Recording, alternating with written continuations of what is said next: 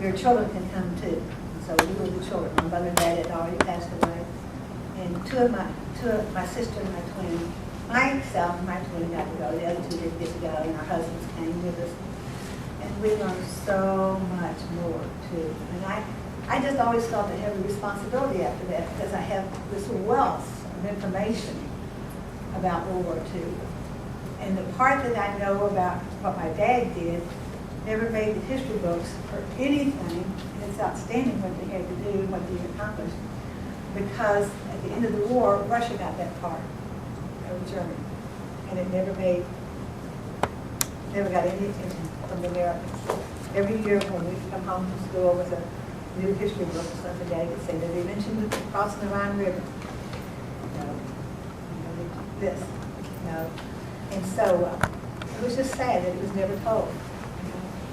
So I just felt a heavy responsibility to share it. And so it's been 5 years or 7 years now, and I never got around to put anything together until Aaron asked me if I could share some stuff. And I thought, oh, do I ever have a lot of stuff, you know? But, so let's move on. This is a ship that went over on. And these are the trucks that they put them in when they first got there to take them to a place called Camp Lucky Strike.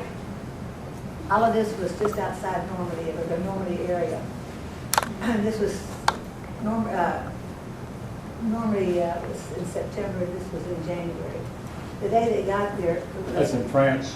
yeah, it's all in France. And when they got there, it was 8 degrees below zero. This is one of the very first sites that we saw of a bombed out ship. This is Camp Lucky Strike. And they stayed in France in that area for about a month.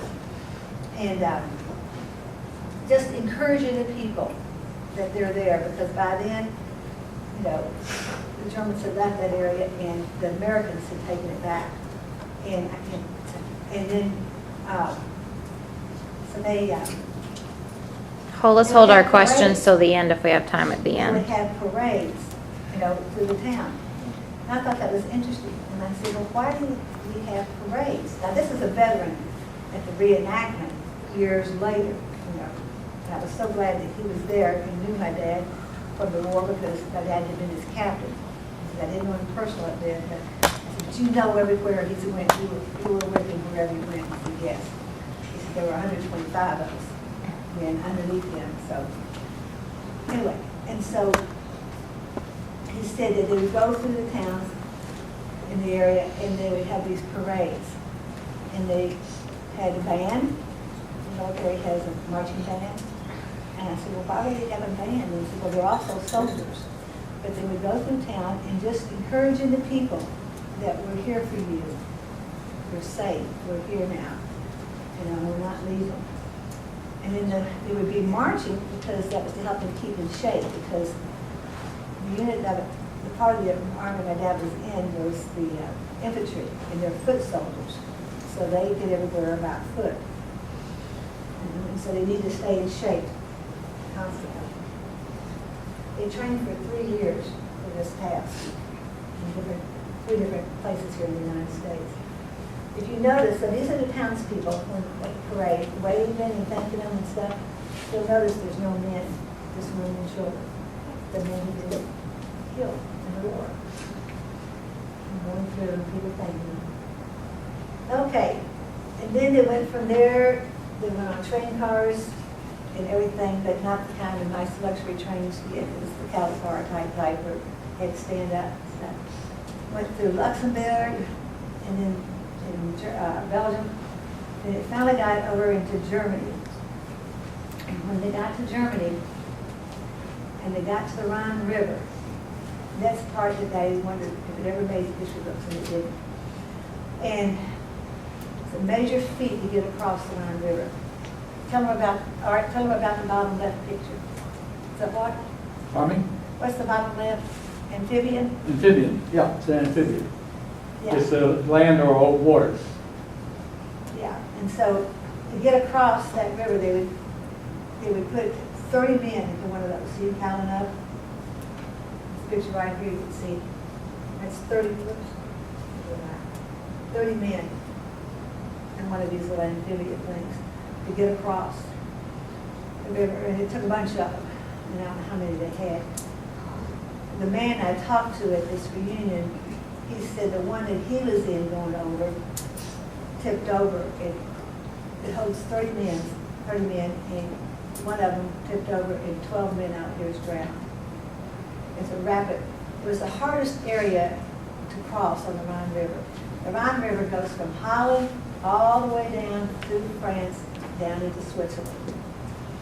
And it was one port on the Rhine River where the water flows in almost a whirlpool way because of a little island in the middle.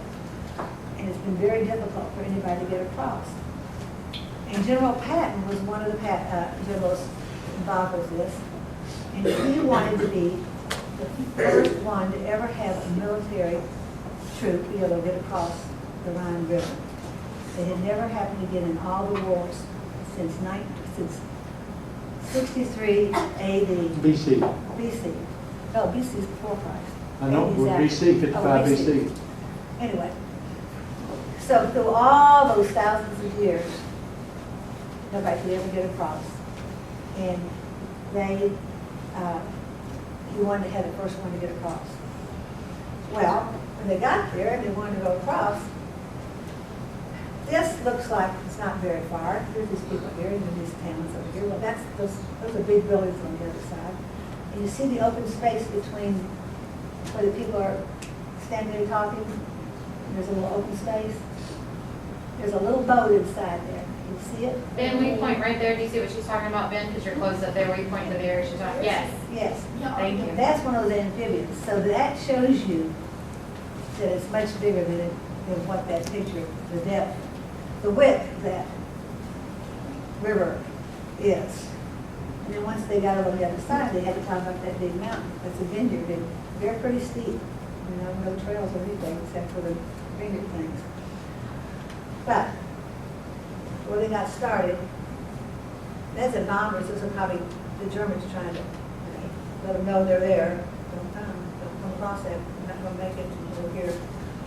Well, the bridge on the right-hand side, that was the bridge that near them that had been bombed so that they couldn't get across. So the Germans were bombing their own bridges. The Germans were blowing up their own bridges. And she's explaining to you why they were blowing up their own bridges. Because they didn't want the Americans or any of the Allies to come across there. And so, and that's why Patton chose that place too, because it was difficult.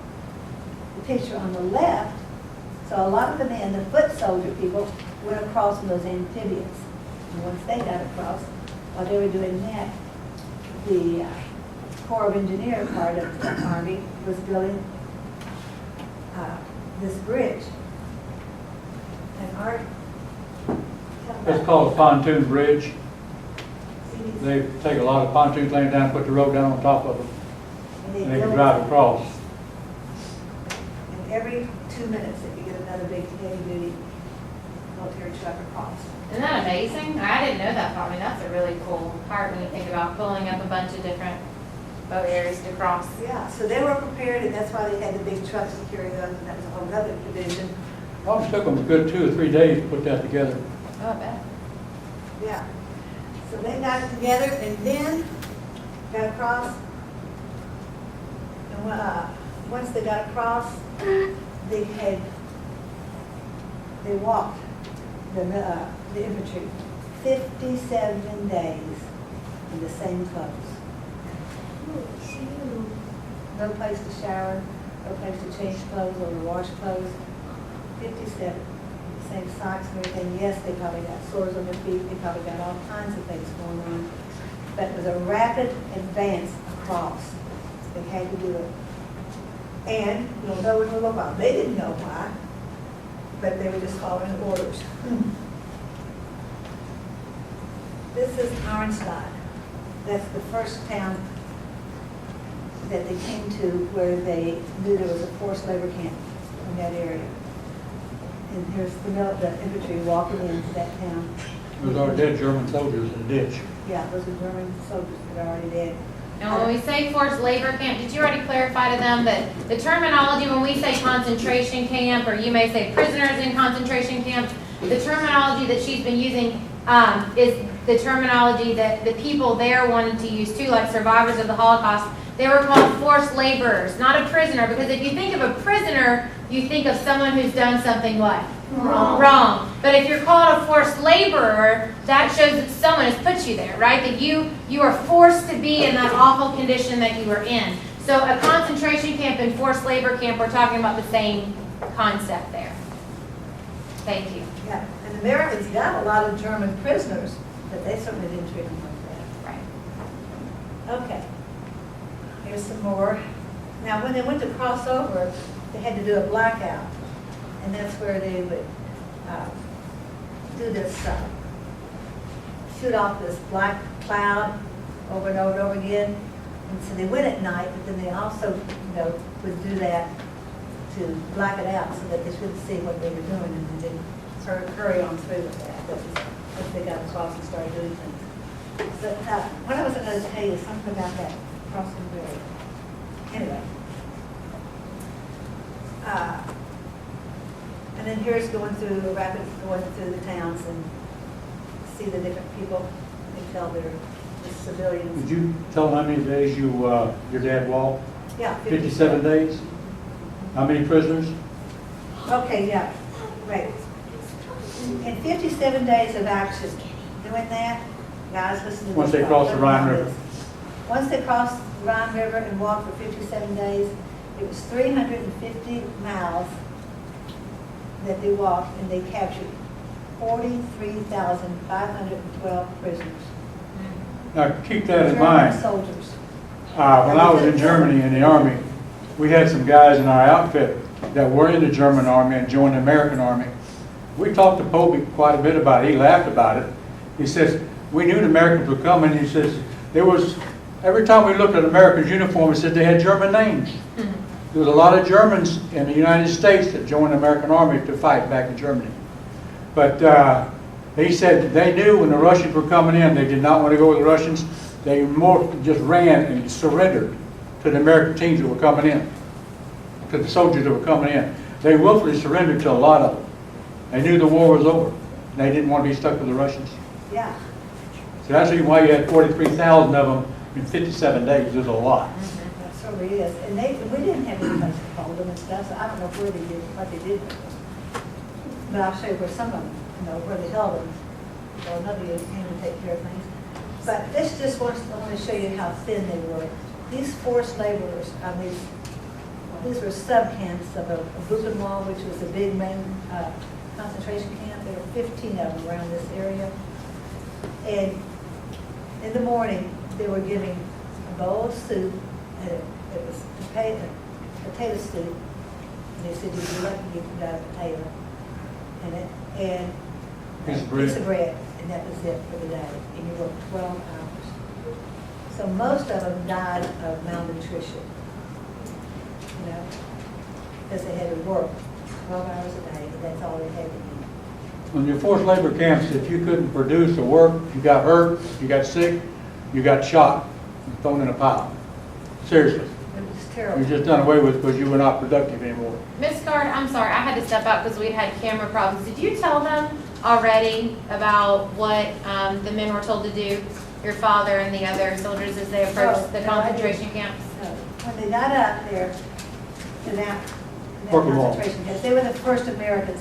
Now, the Allies had gone to Auschwitz and Dachau and stuff, but they were the first Americans to come up on one. And when they did, they got hold of the generals, and General Eisenhower, General Finley, General Bradley, and General Pat, four major came to that area. And when Eisenhower was there, he says, take as many pictures as you possibly can, because 50 years from now, nobody's going to believe this ever happened. They're going to say that this didn't happen. Yeah. It's his word. They're going to say this didn't happen. And sure enough, 50 years later, people were saying it never happened, all those years. And that's why they've got all these Holocaust museums, lots of places in every state and everything, telling the truth about it all. Did you recognize the name Eisenhower? Yeah. She has one other story about Eisenhower, Miss Gardner. I don't know if you have a chance to tell that, but I think that's a really neat story Back when too. they were marching along, it was 57 days. They had stopped, you know, but it was at nighttime.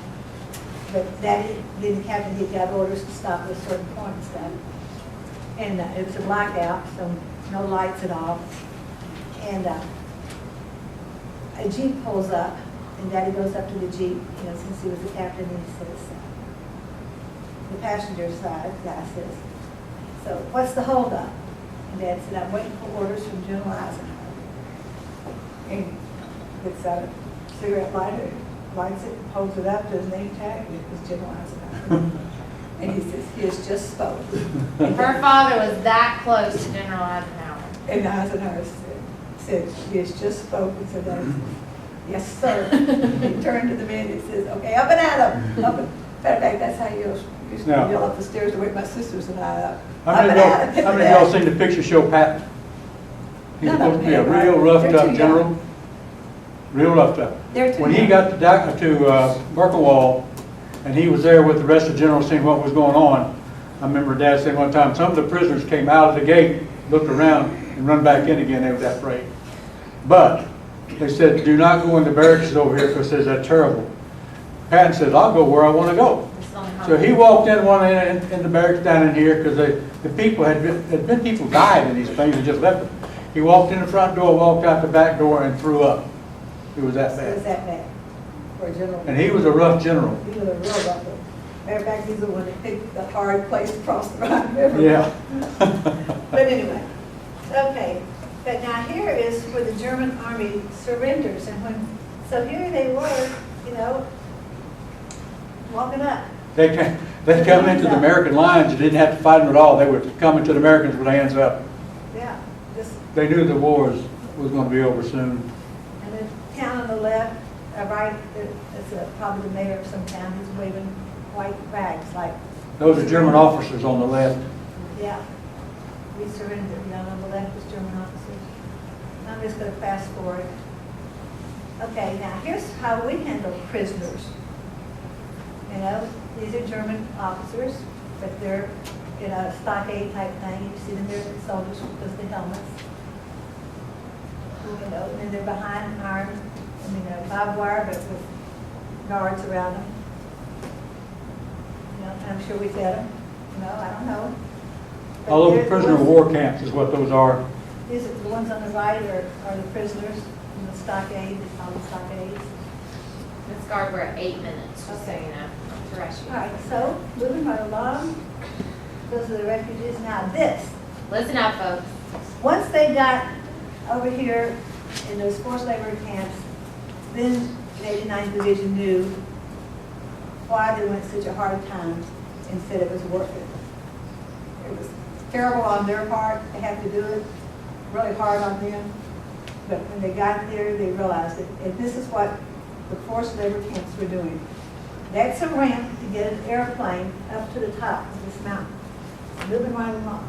Inside this mountain, they were building fighter planes. Inside that mountain.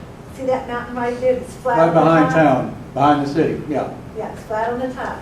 Up on top of that is a runway. They had built a runway. Here's a model of it. Well, never mind, I'll show you that. These two ladies were English Photographers. women that were pilots that were also photographers for the Allies, and they would fly over periodically and take pictures, trying to find where this was. They knew that they were close to making a bomber that would be able to fly all the way over to Well, they were making Britain. buzz bombs there to begin with. They were dropping in England right at the same time. Yeah, and they were trying to make one that would make it all the way into England to stop a bomb.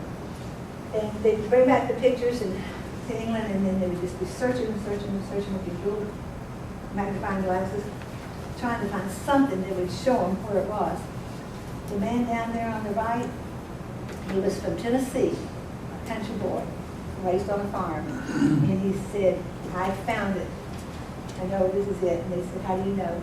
He says, that's camouflage on top of something on top of that mountain. It's got all these cows on top. And he says, cows don't graze like that. They all graze generally in the same direction. And they don't These move. are just, yeah, they don't move. And they're here, different directions. So it's a decoy that they had done.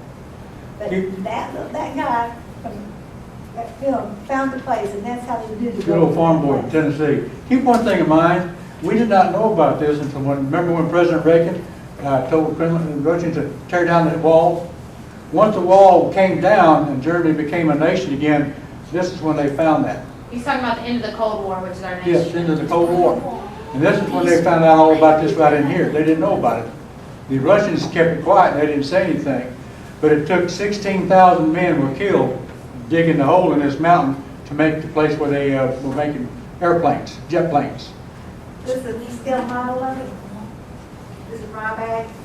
And all those other forced labor camps were doing other things and other dug in little mountain things. These are entrance ways in it, so that gives you an idea of how tall it really is and how high up it is. And this is the part that the planes up there. Well, at night, they would take the planes out, run them up the ramp, put them on a runway and fly them around, bring back down and put them back in the mountain again. That way, nobody ever seen the planes. So they didn't know it was a factory. Okay, then we got to go to a reenactment thing, and I'm going to have to move right along because I want you to see. That's an example of a Portable.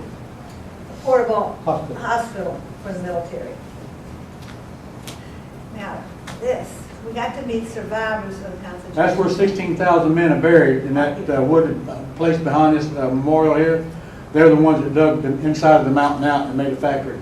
They're all forced labor. And remember, this was just what? This was 20 years after the war, and just 10 years after the war was the wall was taken down. Okay, so this is the one on the left is an American veteran, and the one on the right is a German soldier. You know, and they were at the reunion, and it was just neat to see it. They each were doing whatever the country told them, but he was glad that America won. And that's one thing, remember how we talked about, that not all Germans were all following Hitler. It was that over time that, you know, he had taken their rights away. And in the beginning, it seemed good. And then by the time it didn't seem, you know, by the time they realized what was going on, it was too late. Yes. So many of the Germans were thankful to the United States for freeing their country from that. Can I tell them about the But these are some of the survivors. These Yeah. are the scarves that they had to wear, you know, that they kept with them when they left. Of course, they were as young men and boys. Yeah, it's me, and on the left of me is the man who was 12 years old when he and his mother were picked up and forced to come over. He never saw his mother again. Did I see that one? Yeah. When he was 12 years old, he and his mother on the street in Warsaw, Poland, got picked up by the SS and forced to come over there and put him to work, and he never saw his mother again. But he survived the forced labor camp. The man on the right lived in that town, and he was 10 years old at the end of the war, and they knew the Americans were coming to that area, and they were afraid. They wanted the Americans to come, but they were afraid, and so they hid in a wine cellar, like a dugout place under your house or somewhere on your property. Some people have them now for storm cellars in case of a tornado or something to go get down under. Anyway, so they were in that hiding, and the family, and there was nobody was talking, nobody was even moving, hardly breathing, for fear that, you know, they would find them, and they didn't know it was going to be the Nazis or the Americans. And then all of a sudden, somebody kicked the door in, and then threw chocolate in. And they were so relieved because they knew it was the Americans. You know, they were so thankful. And the townspeople really, really loved the Americans. And I felt, I didn't understand all this before we went to this reenactment. And I thought, this is funny that this area is putting this on for us. You know, I didn't even know it until the very end of the thing. And they honored it. Back here, this other picture, well, never mind, so I'll move on.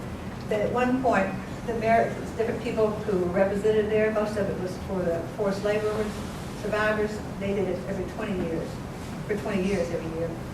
But when we came, and it came time for us to put a wreath on this memorial area, in that area, There was 26 Americans there. the whole crowd stood and clapped for the Americans. And then I thought, oh, they do like this. That was a tearjerker, Yes. I'll be honest with you, was. And they said, "You're our liberators." Yes, we love America. Yeah. You know, we liberated and we didn't get rid of it. Liberated again until 20 years later, but. Birkenwall was a forced labor camp. We was there, my wife and I were there, and we went through the whole camp and everything. On the outside, they've got a regular plaque, how many people were killed in this concentration camp. 18,000 of them were Christian Germans. They did not like Hitler, didn't want to follow what he wanted to do. He stuck them in a concentration camp and had them killed. 18,000 of his own people. So there's a lot of Germans were against this war. Oh, yeah, scared to death. And that man on the left, he's from Holland. He was just a little boy. Well, matter of fact, he was born after his dad got picked up, you know, off the streets or wherever. Put in When I say forced off the labor streets, it camp. wasn't like they were homeless. They were walking home or wherever. And got picked up and taken down to work in one of those forced labor camps. He survived, but he was so messed up mentally and emotionally and everything that he ended up in an institution and he never knew his daddy. And when he was trying to tell this to my sister and I, he kept having to walk away for a little while and get himself back together because he kept crying. You know, it was very emotional. The lady on the right of me down there, that was the first German I talked to over there, and that's the beginning of that reenactment place. And it was at a breakfast at this place where we stayed when we first got into Arnstadt. And I said, wow, this is so. She was born while your Wait. daddy was there. Yeah, I know. I said, this is a little uncomfortable. I mean, our daddy's fought each other. She says, no, this is good. This is good. And I said, at least we know our mothers went through the same hard times and stuff like that. And she says, no, my dad was in the German army. He was injured, wounded. He was in a hospital in Arnstadt. My mother was pregnant with me. She's talking, and she says, and my dad got sent a telegram to my mom to come. I think the war's about to end, and I'm so afraid Russia's going to get this part. Come and get me out of here and get me back to the east side of Germany. So she went, and then, I don't know, I think she was born there. I think while she was there, she was born, and then they got on the train and went back to their homeland, a home part of Germany.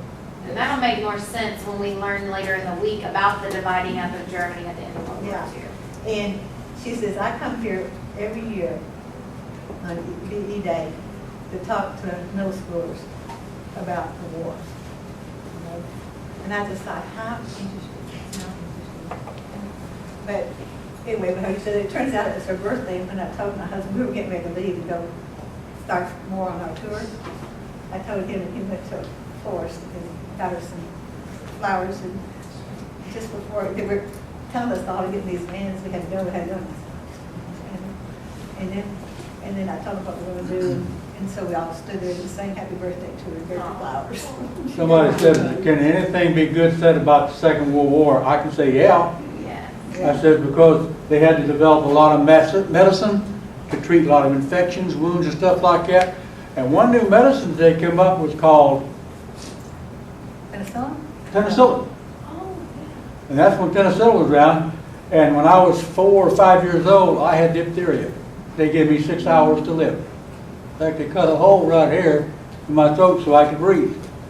And the doctor told my daddy, said it'll either cure him or kill him. Well, I'm still here. But that's when penicillin come about, was during the first part of the war. There's a lot of infections, and that's one thing you could fight infections. and I had hours and hours more information that's it. I got to put a close to it somewhere, because you all got to leave, otherwise I wouldn't. Well, I want to make sure that we say thank you first off. So let's give them a thank you. Thank you very much. Huge amounts of information, and just to be able to hear it from that story before, I think it's awesome. What I would like for us to do is to get a picture with Mr. and Miss Guard and the class. So, can we slide your stool out just a little bit? And then what I want y'all to do is grab your note cards, grab your webs. Let's see, grab your webs, and I want y'all to come stand around them. Ms. Guard, I'm going to put you right here. Mr. Guard, if you'll come stand over here by her. I'll break the camera. I've got to do what? Oh. All right, let her get over there. Get up, please. Grab your card. Get around. Let her get over to the stool.